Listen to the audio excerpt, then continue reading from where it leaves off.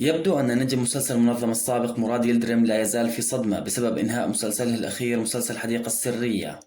مراد يلدرم الذي يفشل مسلسل له في الحصول على نسب مشاهدات مرتفعة لأول مرة هاجم في تصريحاته الأخيرة الشركة المنتجة للمسلسل واتهمها بعدم الترويج للمسلسل بشكل جيد.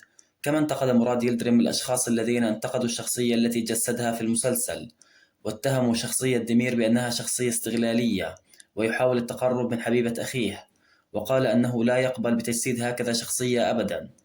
هذا التصريح أشعل الجدل على منصات التواصل وخصوصا بين متابعين مسلسل المدينة البعيدة، حيث اعتبر البعض تصريحات مراد يلدرم تهجم على نجم المسلسل أوزان أكبابا والذي يجسد شخصية جيهان البورا، حيث أن جيهان البورا سيتزوج من زوجة أخيه السابقة في هذا المسلسل المقتبس عن المسلسل السوري اللبناني الشهير مسلسل الهيبة. البعض اتهم مراد يلدرم بالغيرة بسبب النجاح الكبير الذي يحققه مسلسل المدينة البعيدة.